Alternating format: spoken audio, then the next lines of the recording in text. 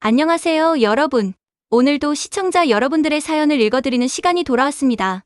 오늘 소개해드릴 사연은 정말 파란만장한데요. 한 가족의 믿음과 배신, 그리고 감동적인 재기의 이야기입니다.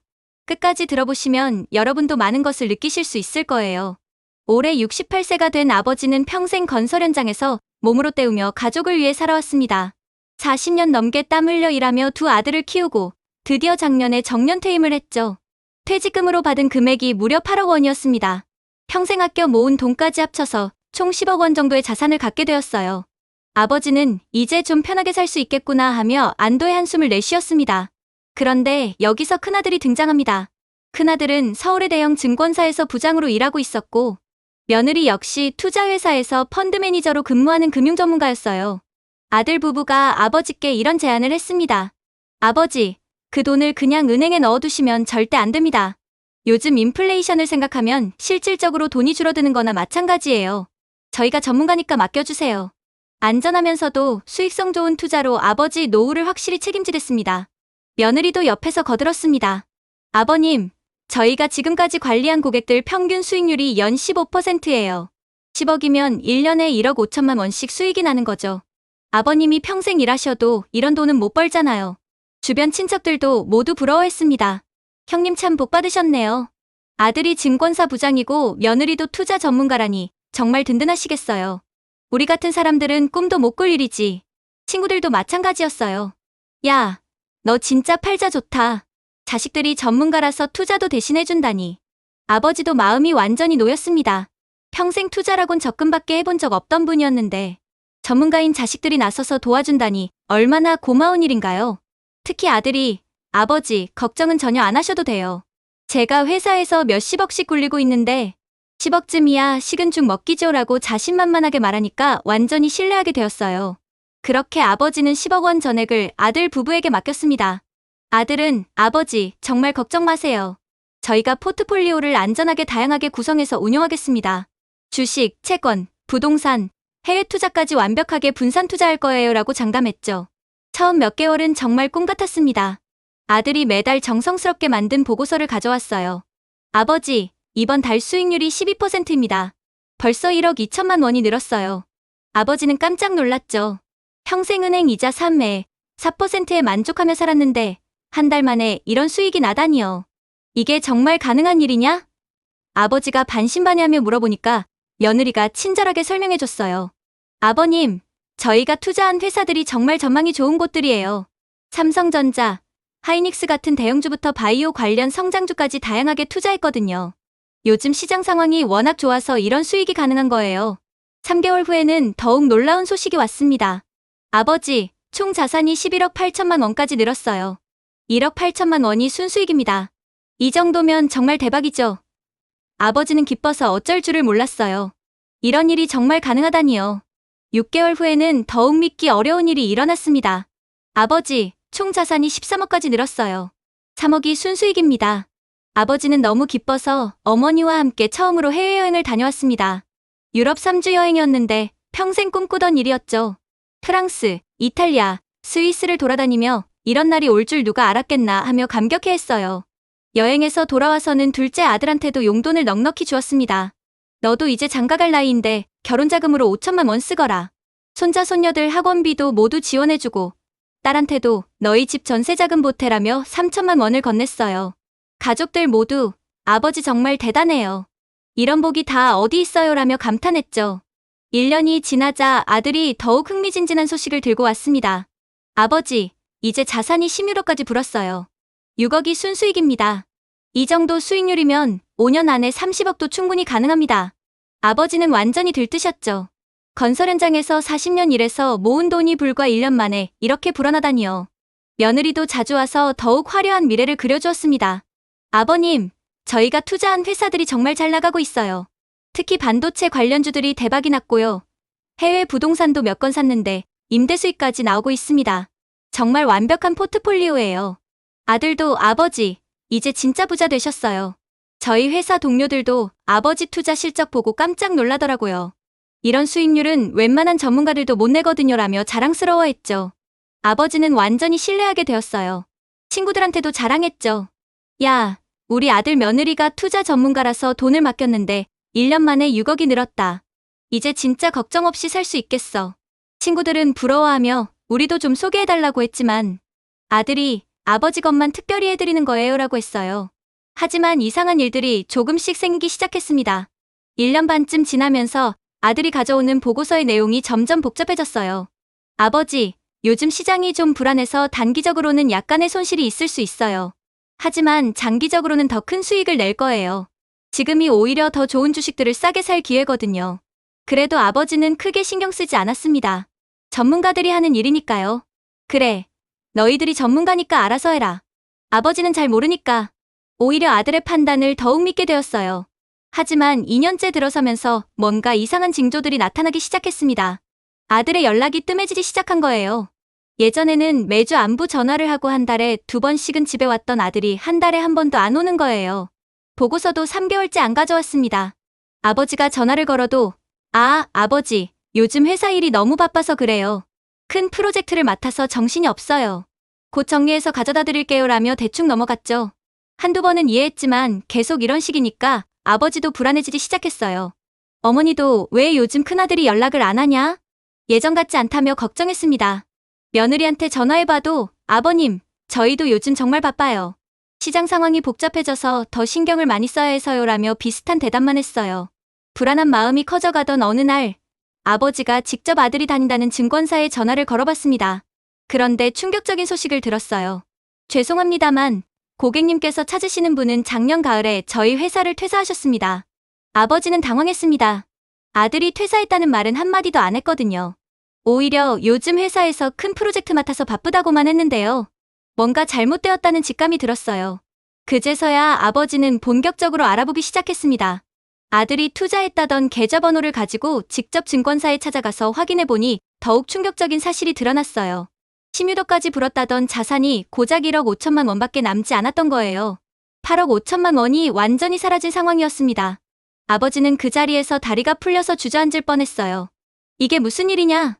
16억이라더니 1억밖에 없다고? 증권사 직원이 안타까운 표정으로 설명해줬습니다. 고객님, 이 계좌는 정말 고위험 투자들로만 구성되어 있었어요. 비트코인, 선물 옵션, 해외 고위험 펀드 등등 말이죠. 더 충격적인 건 그 다음이었습니다. 집에 돌아와서 아들을 다그쳐 따져 물으니까 진실이 드러났어요. 아들이 실제로는 부모님의 돈으로 완전히 도박성 투자를 하고 있었던 거예요. 처음에 운 좋게 수익이 났을 때는 자랑스럽게 보고했지만 점점 손실이 나기 시작하자 그것을 메우려고 더욱 위험한 투자를 했던 거죠. 아버지, 처음엔 정말 안전하게 하려고 했어요. 그런데 한번 큰 수익이 나니까 욕심이 생긴 거예요. 더 큰 돈을 벌어서 아버지께 효도하고 싶었어요. 아들이 울먹이며 고백했습니다. 그것도 모자라서 더욱 놀라운 사실이 밝혀졌어요. 아들과 며느리는 부모님의 돈으로 큰 수익을 낸 것을 자신들의 실력인 것처럼 포장해서 회사에서 승진하려고 했던 거예요. 하지만 결국 큰 손실이 나면서 그 사실이 회사에도 알려지고 결국 두 사람 모두 해고당했던 거죠. 며느리도 바닥에 주저앉아서 울면서 빌었어요. 아버님, 정말 죄송해요. 저희가 너무 오만했어요. 전문가라는 자만심에 빠져서 이런 끔찍한 일이 일어났어요. 정말 용서해주세요. 하지만 이미 돈은 거의 다 없어진 상황이었죠. 더 나쁜 건 아들과 며느리가 투자 손실을 메우려고 개인적으로 대출까지 받았다가 그것마저 잃어서 5천만 원의 빚까지 지게 되었다는 사실이었어요. 가족 전체가 완전히 몰락한 상황이 된 거죠. 아버지와 어머니는 충격으로 밤잠을 못 이루고 혈압과 당뇨까지 악화되었습니다. 40년 동안 아껴 모은 돈이 2년 만에 거의 다 사라진 거예요. 집안 분위기는 최악이 되었어요. 둘째 아들이 형이 부모님 돈을 다 날려먹었다며 큰 소리를 치고 큰아들은 내가 잘못했다며 매일 술만 마시고 가족들이 서로 원망하고 싸우기만 했습니다. 40년 동안 화목했던 가정이 하루아침에 산산조각이 났어요. 친척들과 친구들한테도 말할 수가 없었어요. 그렇게 자랑하던 투자 성공담이 사실은 모두 거짓말이었다니요. 아버지는 내가 어떻게 사람들 얼굴을 보고 다니겠냐며 집에만 틀어박혀 있었어요. 정말 절망적인 상황이 몇 달 동안 계속되었습니다. 아들은 새 일자리를 찾으려고 했지만 해고, 경력 때문에 쉽지 않았고 며느리도 마찬가지였어요. 빚은 빚대로 있고 생활비도 부족한 상황이었죠. 그런데 이때 아버지가 놀라운 말을 하셨습니다. 가족들이 모여서 이제 정말 어떻게 살아야 하냐며 절망하고 있을 때였어요. 얘들아, 너무 절망하지 마라. 아직 완전히 끝이 아니다. 가족들은 무슨 소리인지 몰랐어요. 돈은 거의 다 날아갔고 빚까지 있는데 무슨 희망이 있다는 건지요. 둘째 아들이 아버지 무슨 말씀이세요? 이제 정말 바닥이잖아요 라고 했어요. 아버지가 천천히 그러나 확신에 찬 목소리로 말씀하셨습니다. 사실 너희들한테 맡긴 10억이 내 전 재산은 아니었다. 나는 평생 일하면서 혹시 모를 일에 대비해서 따로 모아둔 돈이 있다. 가족들은 깜짝 놀랐어요. 아버지, 그게 무슨 말씀이세요? 아버지는 계속 설명하셨어요. 40년 동안 매달 월급에서 조금씩 빼서 비자금을 모았다. 너희들한테는 말 안 했지만 어머니는 알고 있었다. 또 시골에 작은 땅도 몇 군데 사뒀고 어머니 명의로 된 통장도 따로 있다. 총 얼마나 되는데요? 큰아들이 떨리는 목소리로 물어봤습니다. 3억 정도 된다. 아버지의 대답에 가족들은 울음을 터뜨렸습니다. 절망에 빠져있던 상황에서 마지막 희망이 생긴 거예요. 아버지는 계속 설명하셨어요. 나는 자식들을 믿지 않는다는 게 아니다. 하지만 세상에 100% 확실한 건 없다는 걸 평생 건설 현장에서 일하면서 배웠다. 사고는 언제든 일어날 수 있고 계획은 언제든 틀어질 수 있다. 그래서 항상 마지막 보험은 내 손에 둔 거다. 하지만 아버지는 엄하게 덧붙였습니다. 이 돈은 함부로 쓸 수 없다. 이제 우리 가족이 정말로 새롭게 시작한다는 각오가 없으면 이 돈도 날리게 될 거다. 너희들 마음의 준비가 되었느냐? 그렇게 온 가족이 모여서 진지한 회의를 열었어요. 3억으로 무엇을 할 것인가 며칠 동안 논의했습니다. 아들과 며느리는 아버지께서 전부 결정하세요. 저희는 아버지가 시키시는 대로 하겠습니다라고 완전히 고개를 숙였죠. 아버지는 며칠간 고민한 끝에 결정했습니다. 시골의 작은 식당을 차리자. 내가 평생 현장에서 일했으니까 손님들한테 밥 해주는 것쯤은 할 수 있을 거다. 너희들도 함께 일하면서 천천히 다시 일어서자. 이번엔 남의 돈으로 도박하는 게 아니라 우리 손으로 직접 벌어보자. 그렇게 가족들은 시골로 내려가서 작은 식당을 차렸어요. 30평 정도의 작은 공간이었지만 온 가족이 힘을 합쳤습니다. 아버지가 주방에서 음식을 만들고 어머니가 반찬을 준비하고 큰아들과 며느리가 홀서빙과 계산, 청소를 맡았어요. 처음에는 정말 서툴렀습니다. 아들은 평생 사무실에서만 일했는데 갑자기 서빙을 하려니까 어색했고 며느리도 마찬가지였어요. 하지만 온 가족이 합심해서 열심히 노력했어요. 큰아들은 매일 새벽 5시에 일어나서 재료 준비를 도왔습니다. 아버지, 제가 얼마나 어리석었는지 이제야 알겠어요. 땀 흘려서 일하는 게 이렇게 소중한 건지 평생 몰랐습니다. 며느리도 아버님, 저도 머리로만 일한다고 거만했어요. 이렇게 직접 손발을 움직여서 일하니까 돈이 얼마나 소중한지 깨닫게 됩니다라고 반성했죠. 식당은 처음 몇 달간은 손님이 별로 없었어요. 하루에 10만 원도 안 되는 날이 많았습니다. 하지만 가족들은 포기하지 않고 정성을 다해서 음식을 만들고 친절하게 대접했어요. 점점 저 식당 음식이 정말 맛있고 사장님 가족이 너무 친절하다는 소문이 나기 시작했습니다. 6개월 후에는 점심시간마다 줄을 서서 기다릴 정도로 인기 식당이 되었습니다. 아들은 과거 회사에서 일했던 경험을 살려서 식당 경영을 체계적으로 관리했어요. 매출, 지출, 재료비까지 꼼꼼히 계산하면서 효율적으로 운영했죠. 며느리는 SNS 마케팅을 맡았어요. 식당 인스타그램을 만들어서 맛있는 음식 사진도 올리고 손님들 후기도 관리했습니다. 정성 가득 시골 밥상이라는 컨셉으로 브랜딩해서 젊은 손님들도 많이 오게 되었어요. 1년 후 식당은 완전히 안정궤도에 올랐습니다. 월 순이익이 700만 원을 넘어서면서 생활에 여유가 생겼어요. 더 중요한 건 가족 간의 신뢰가 완전히 회복되었다는 점이었죠. 어느 날 저녁, 하루 장사를 마치고 가족들이 모여 앉아서 저녁을 먹고 있을 때 아버지가 말씀하셨습니다.